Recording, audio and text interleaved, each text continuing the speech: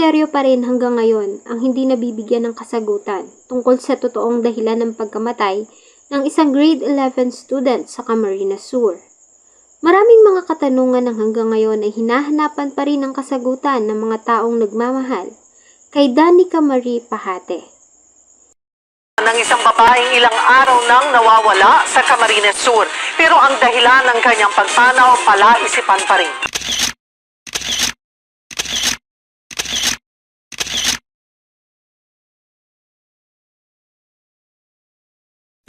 Bago ko po simulan ang ating story, sa mga bago po sa channel ko, please hit the subscribe button at pakipindot na rin po ang notification bell para ma-notify kayo pag may bago tayong upload na videos. April 16, 2024, nang makatanggap ng tagawag ang tanggapan ng kapulisan sa Iriga City, Camarines Sur. Agad naman silang tumugon sa nasabing tawag, at dito nga ay dinatna nila ang biktima sa kalunos-lunos nitong kalagayan. Nakadapa ito at nakalutang sa halos hanggang tuhod lamang na tubig. Intak ang suot nitong damit at walang sinyalis na ito ay nanlaban. Wala ding mga sugat ang biktima na agad din namang kinilala na ang grade 11 student at 18 years old na si Danica Marie Pahate na residente ng San Ramon, Iriga City, Camarines Sur. Si Danica Marie Pahate ay pangpito sa magkakapatid. Bata pa lang ay may hilig na si Nika sa fashion, na bumagay naman sa kanya dahil lumaki ito na taglay ang magandang hubog ng katawan at makinis na kutis. Tulad ng ibang kabataan, ay palagi din itong nagpo-post sa social media ng kanyang mga larawan. Palakaibigan din si Nika at masayang kasama. Bagamat may mga bagay ito na inililihim sa kanyang pamilya, ay nagtitiwala sila dito dahil sa hindi ito nagpapasaway at nag-aaral naman ng mabuti.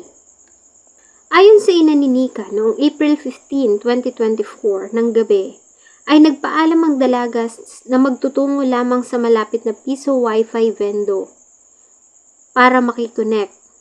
Pinayagan naman nila ang dalaga dahil sa kasama nito ang mga pinsan at malimit ito magpunta doon, lingid sa kanilang kaalaman ang masakit na sasapitin nito.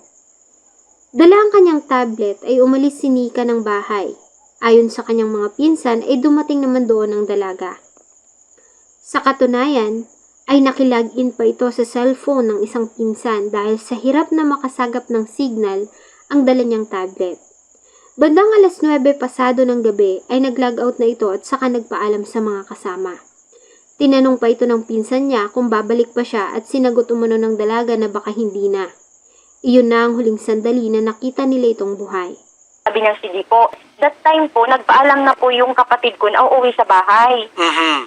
Tapos sinabihan pa po nga nung pamangkin po namin sa pinsan na kung babalik ka pa po Ate Nika dito sa sa wifi-yan. Ang sagot daw po nung kapatid ko is hindi niya daw po sure. Pero hindi na po bumalik yung kapatid ko.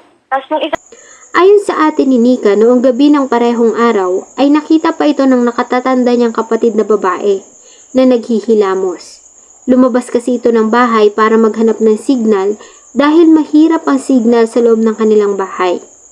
Iyon na umano ang huling beses na nakita niyang buhay ang kapatid dahil hindi ito nagpaalam na muli itong aalis ng bahay. Hindi rin ito dumaan sa usual na daan palabas kung nasaan siya. Sa halip ay dumaan ito sa shortcut patungo sa gasolinahan. Ako pong kapatid, yun po yung nadatna niya dun sa bahay kasi yung mama ko po nakahiga na that time dun sa kwarto, natutulog na po. Tapos po, yung kapatid ko pong isa, yung ate niya, yung pang-anim po na na kapatid ko, kasi pang-7 po si Danica. Pa po yun, nakita pa po niya yung kapatid ko, si Nika, na naghilamos lang po ng mukha. Tapos, lumabas po yung kapatid ko na yun kasi para maghahanap naman po siya ng signal kasi nagsa-cellphone. Po nagpaalam yung Nika, lalabas po siya. So bali yung cellphone ng kapatid ko, hindi na din po siya dumaan doon po sa daanan talaga namin papasok sa amin. Kung saan andun po yung may PisoNet wifi din po. Dumaan po yung kapatid ko doon po sa shortcut na ang labas po is gasoline station. Nagulat na lamang sila kinaumagahan na makarating sa kanila ang balita na natagpuan ng wala ng buhay nitong katawan na palutang-lutang sa ilalim ng creek, malapit lamang sa kanilang tinitirhan. Base sa initial findings sa isinagawang medical legal examination sa katawan ni Nika, ay namatay ito sanhi ng pagkalunod, bagay na hindi matanggap ng pamilya, Nagtataka kasi sila kung papaano malulunod si Nika sa tubig na halos hindi pa umabot sa tuhod. Na nakadapa na po siya dun sa tubig, na medyo nagpo-float na po siya, pero yung tubig po na yun is sobrang babaw po. Kaya kitang-kita nga po yung kahit po yung mga maliliit na bato. Maliban dito, base sa autopsy, ay nakitaan din si Nika ng pasa sa kanyang braso at galos sa kanyang leeg. Ayon sa mga pulis ay posible umano na ito ay dahil sa pagkakahulog niya sa nasabing creek. Kaya niya tinamo ang nasabing garos.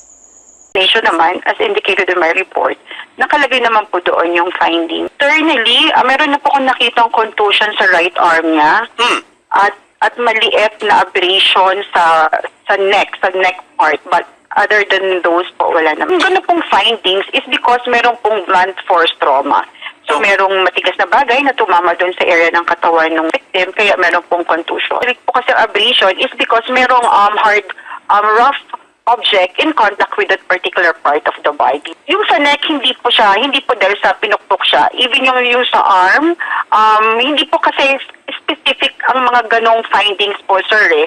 It's just, ang explanation na po natin doon is merong hard object na tumama doon sa part ng katawan ng victim. So it's possible na because dun sa pagkahulog niya doon sa place of incident kung saan po siya natagpuan. So yun po yung mga pwedeng dahilan. Ang sinasabi ko lang po is possibility. Hindi po kasi specific kapag po mga contusions or hematoma ang ating pinag-uusapan unless pattern yung makikita nating findings. Since hindi po pattern, hindi po natin alam specifically what weapon o anong ginamit na matigas na bagay kung bakit po nagkaroon ng contusions. Bagay na muling hindi sinang-ayunan ng pamilya. Kaya naman ay lumapit sila sa programa ni Senator Raffy Tulfo para humingi ng tulong. Tinugon naman ng senador ang kanilang panawagan at nag-offer ito ng halagang 500,000 pesos na pabuya sa kung sino man ang makakapagbigay ng impormasyon tungkol sa nangyari kay Danica Marie Pahate. Ako po ay magbibigay ng pabuya sa lahat na manonood. Magbibigay po ako ng pabuya na 500,000 pesos doon sa sino man makapagbigay ng impormasyon na mahalaga sa pag-iimbestiga ng kapulisan natin. Ayon sa pamilya, ay maraming mga katanungan ang gumugulo sa kanilang isipan. Ayon sa kanyang ate na isang guro ay imposible na malunod ang kanyang kapatid sa napakababaw na tubig ng creek. Kabisado din nito ang daan at may harang sa itaas. Hindi rin ito umiinom ng alak kaya naman malaking katanungan kung paano ito nahulog. At kung nahulog man sa taas ng creek at sa baba ng tubig ay imposible na hindi ito magtamo ng sugat o bale gayong malalaki ang bato sa ibaba. Maliban dito ay nawawala rin ang tablet ng dalaga na dala-dala nito at ang suot nitong tsinelas sa crime scene, gayong wala namang agos at hindi ganun kalalim ang tubig. Ang kaso ay talaga namang nagpahirap sa mga investigador ng Irigas City, Camarines Sur. Lalo na nga't walang CCTV sa area at wala ding masyadong dumadaan na sasakyan. Wala silang nakuhang mga fingerprints at footmarks sa lugar. Walang kahit na sino din na nakakita sa pangyayari, maliban sa mga huli nitong nakasama na nakikonek sa piso Wi-Fi. Ayon sa pinsan ng biktima, ay malaki ang posibilidad na may kakatagpuin nito dahil sa may kachat ito sa kanyang messenger.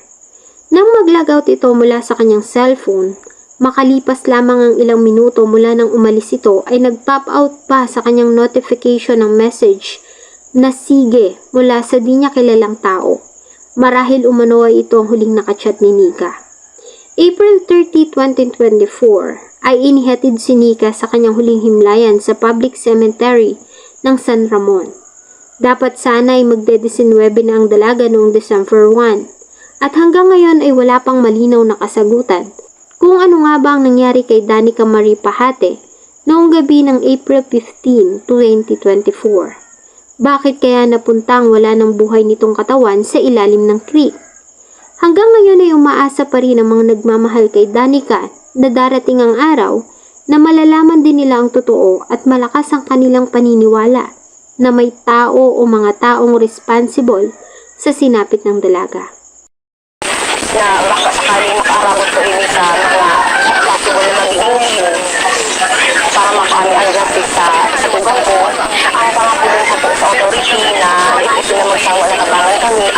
Sa inyong palagay, ano nga kaya ang nangyari sa biktima? Totoo nga kayang nalunod ito sa mababaw na tubig? O may taong responsible sa kanyang sinapit?